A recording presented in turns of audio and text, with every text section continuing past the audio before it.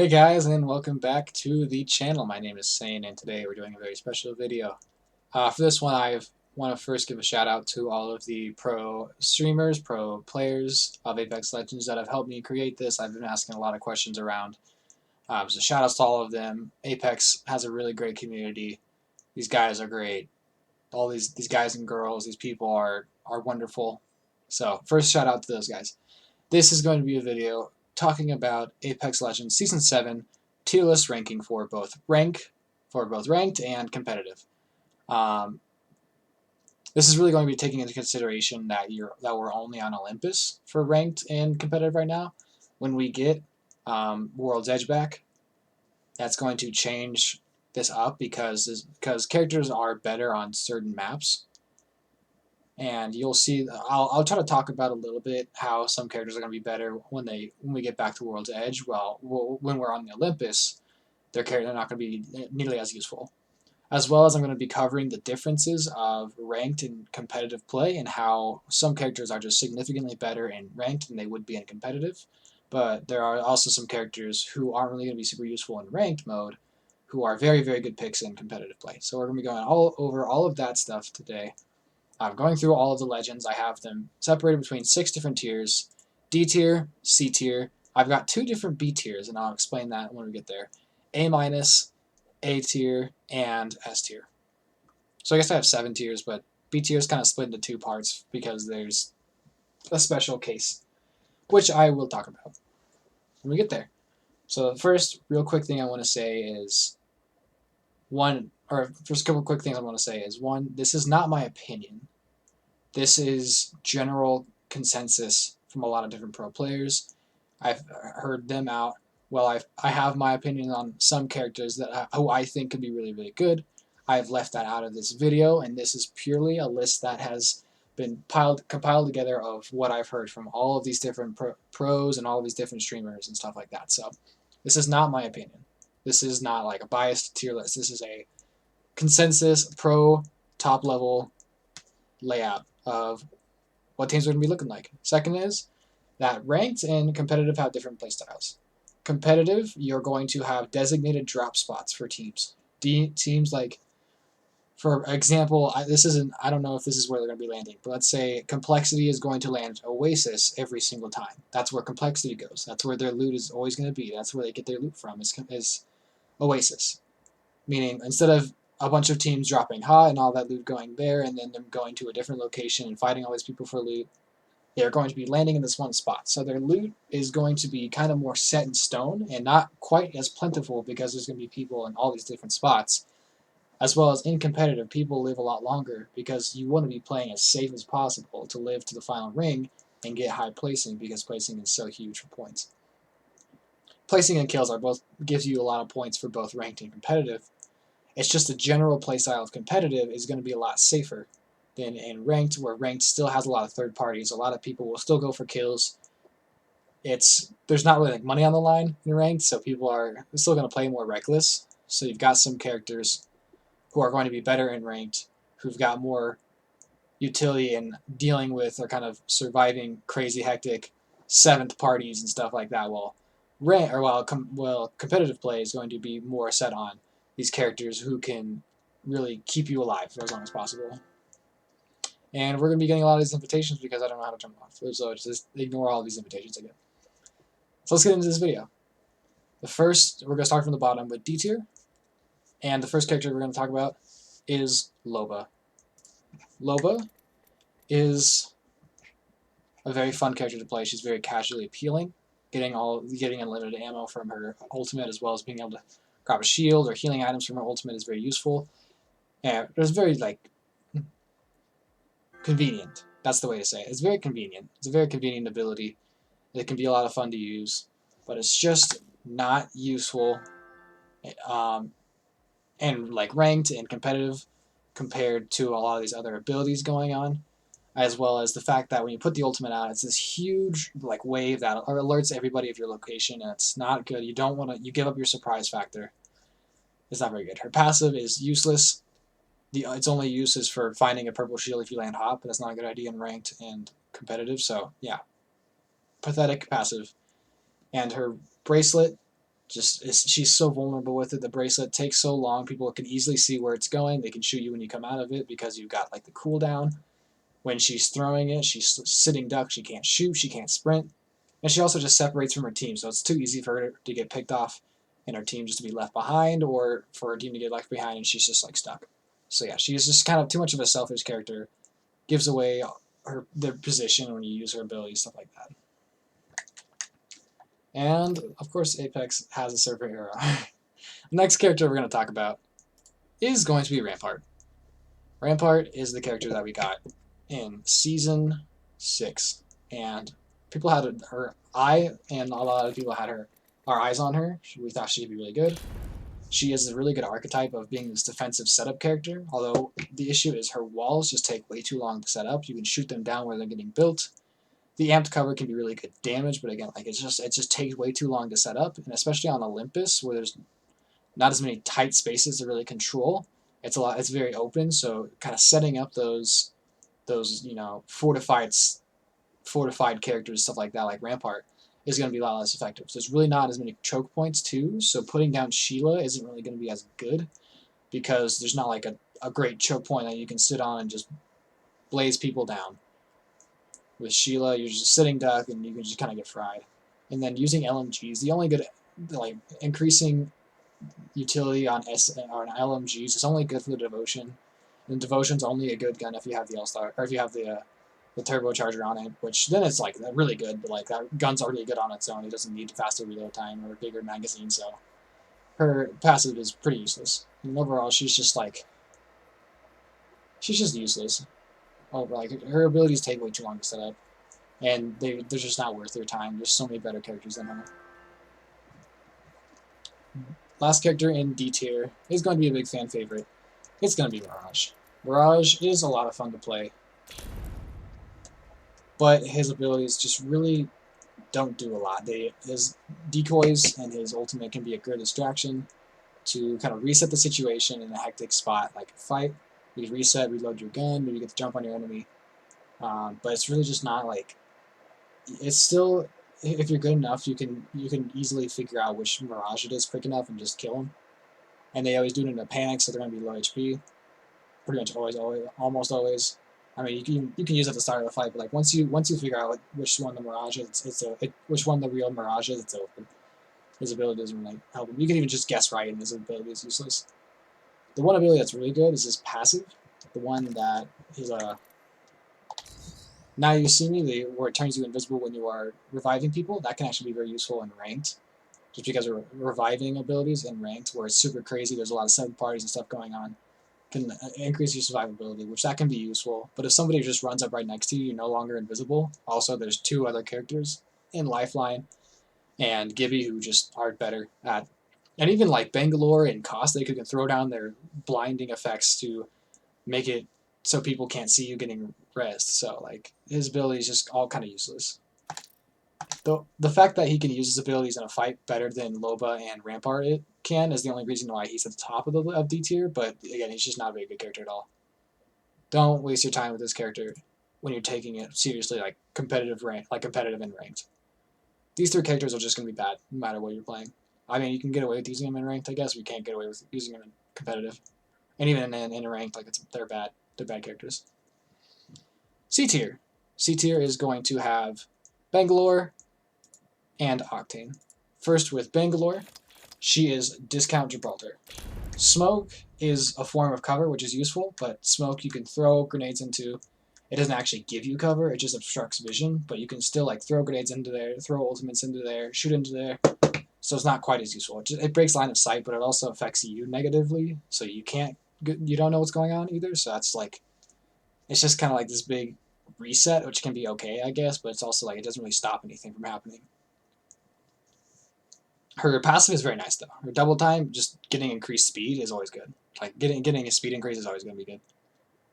While her ultimate is pathetic. It's so slow, it doesn't do enough damage. You can sometimes sit in the middle of it and either not get hit or just take like next to no damage. And yeah, her ultimate is pathetic. So like she's got overall a pretty good kit, but her abilities just aren't like useful enough for her to really be considered like super good. But she does like give you some things. Like she gets some speed increase for herself, and then the smoke can be useful. I guess like it can be, but there's just way better forms of cover, and so many different characters. Next character in C tier is Octane. Now Octane now heals twice as fast, which is very useful. You really don't have to carry syringes if you're Octane.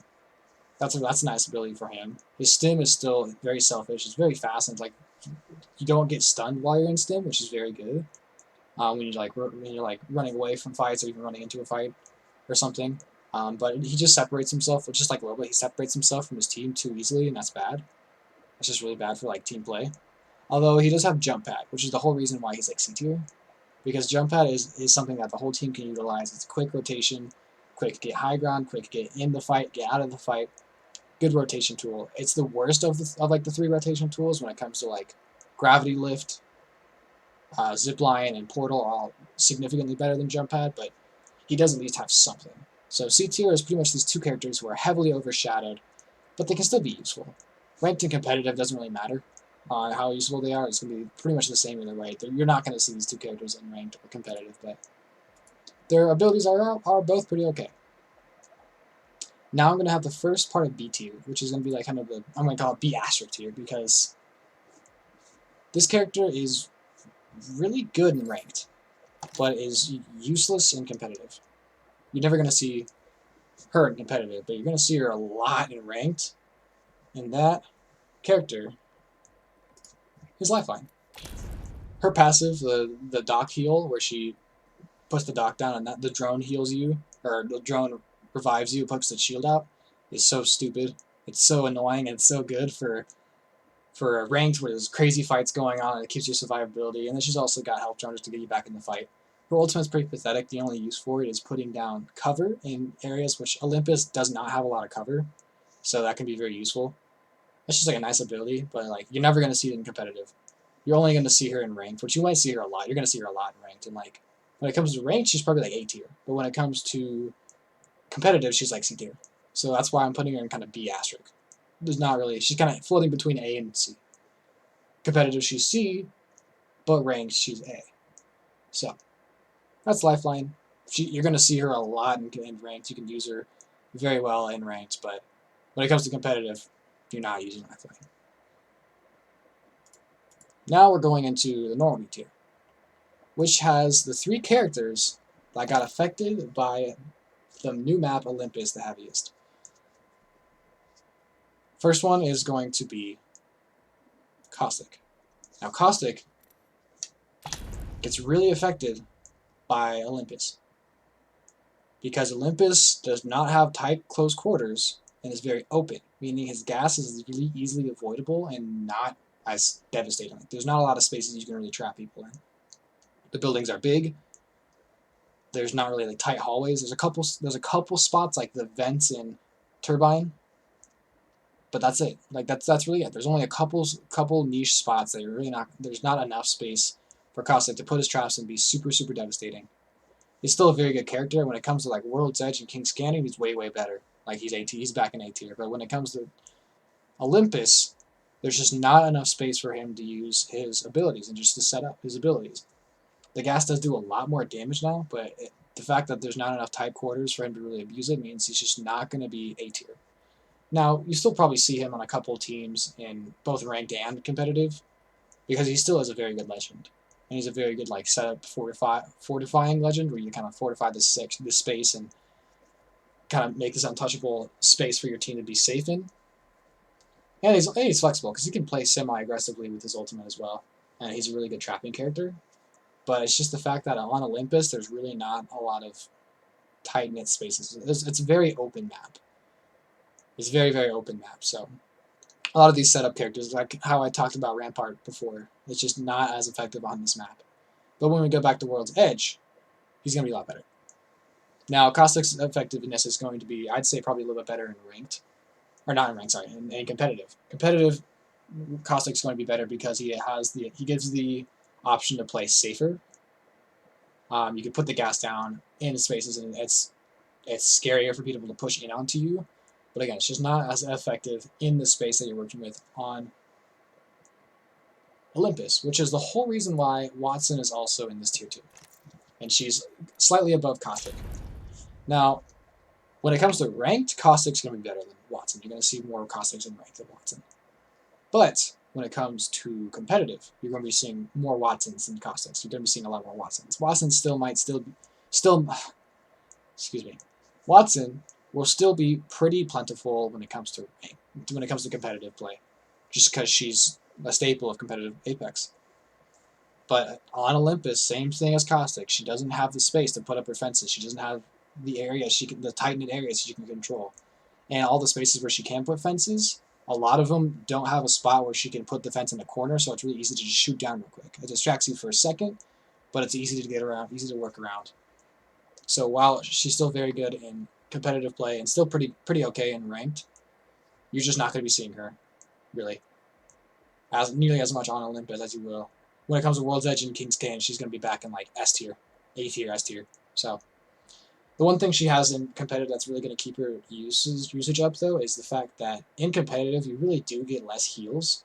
And so you can rely on her pylon to regenerate your shield, so you don't have to use as many shield cells, so you can... it's easier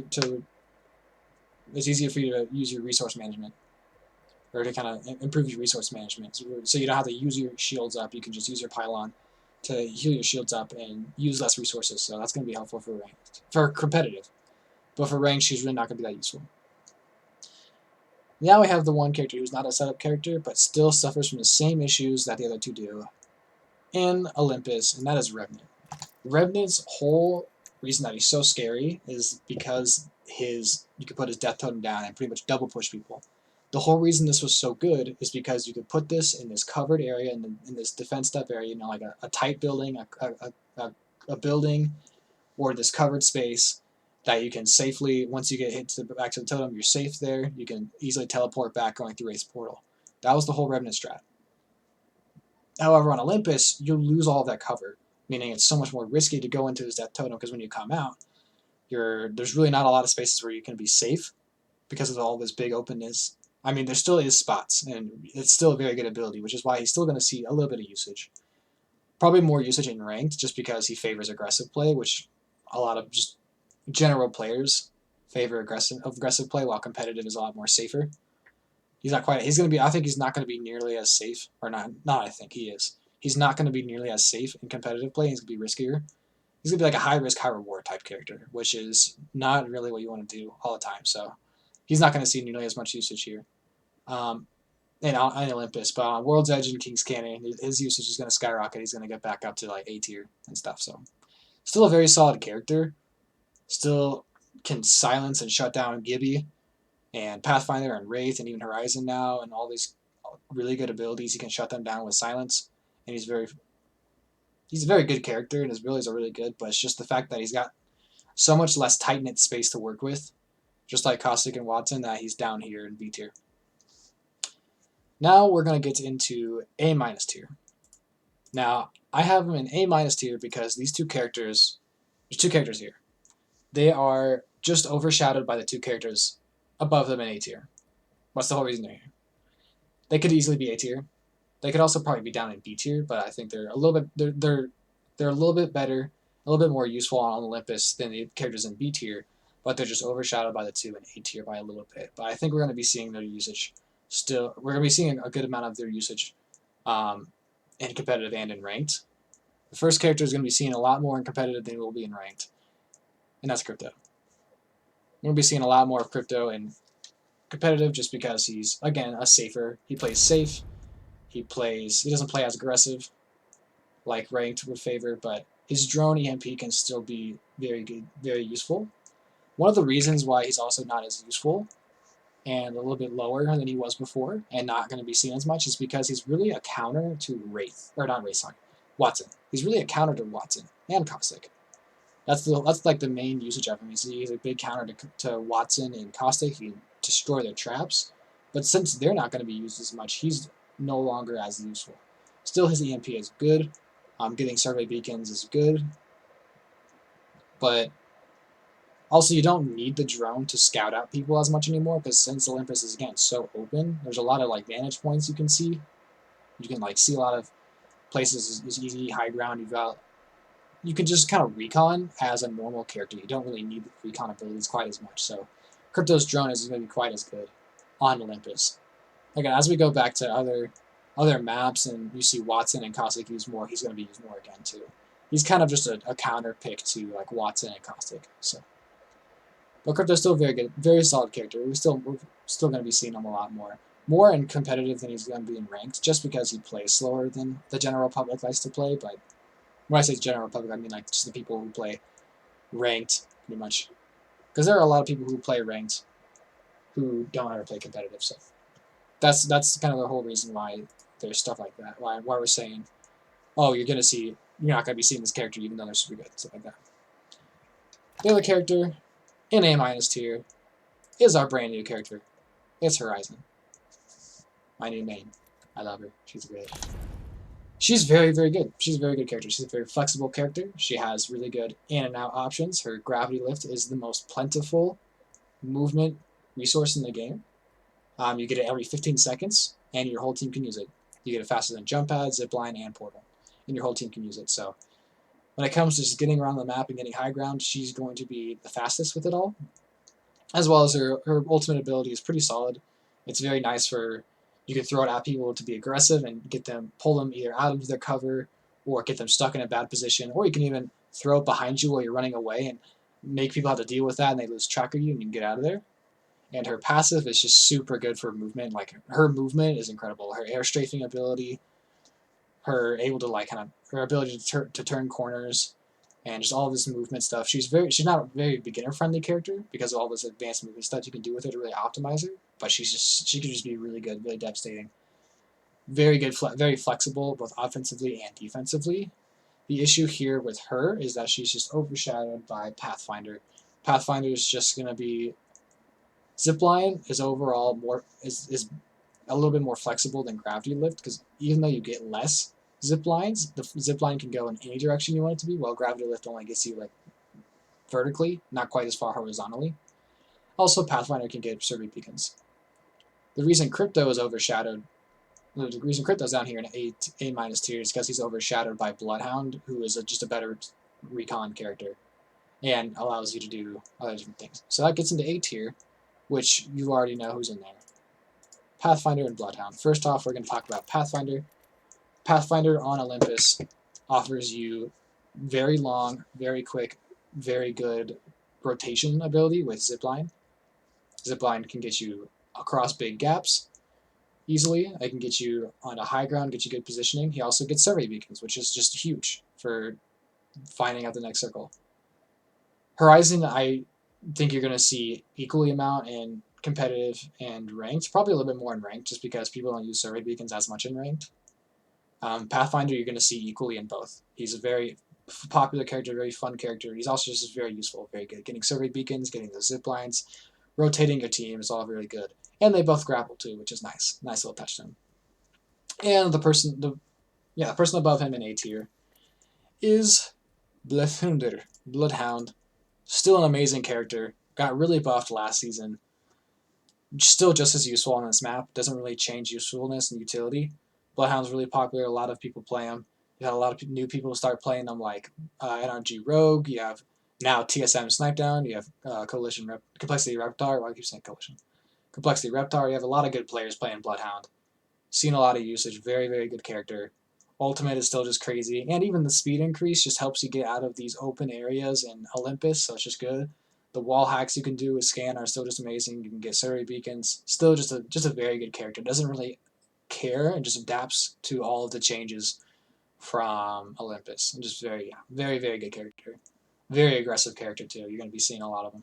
A lot of Bloodhound. Which now takes us into our final tier for the tier list. The two S tier characters. You're going to be seeing these on 90% of teams in competitive and probably like 80-90% of teams in ranked as well. These two characters are so good at repositioning you. They're so flexible offensively and defensively. They're so safe, which is why they're they're so good characters. Number two, I guess, is Gibby, Gibraltar. Gibraltar's gun shield is so good for safe poking. It also means that your enemy has to work so much harder to take you down because you have 50 more HP than they do. You could use it to take safe pokes. You take a free shot from a Kraber, from a Mastiff, from a Peacekeeper, stuff that hits you super hard in one bullet. You can just take that for the gun shield. Dome Shield is the most broken ability in the game. It's so amazing. It's free cover. With this openness of the map, Dome Shield is going to be a lifesaver. And also with the openness of the map, people are so susceptible to Gibraltar's bombardments. And since there's not a lot of cover, you're not going to be seeing a lot of Wattson, so there's not going to be as many pylons. So he's just going to have free reign with his bombardment. It's going to be a lot of Gibraltar's fights.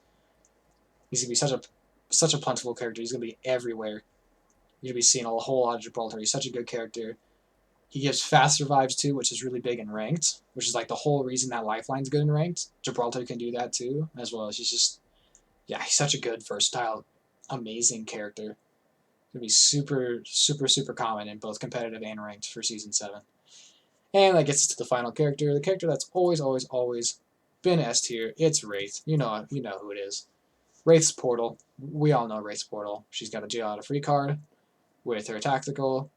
Her passive gives her surveillance, so you can never get the surprise factor on Wraith. Because as soon as you aim on her, she knows, and she can alert her whole team. And then just Portal. The kidnapping, separating people from the teams. It's insane. The portal, just getting you from point A to point B unharmed. It's insane. You can even put portal on one door to another door or two positions to kind of set up and hide for a second so you can heal up or reload or whatever you need to do. She's so flexible. She's so good. Race S tier. So pretty much what you're going to be seeing in competitive and ranked is going to be competitive. Ranked is going to be a little bit more loose because just people will play their favorite character still in ranked.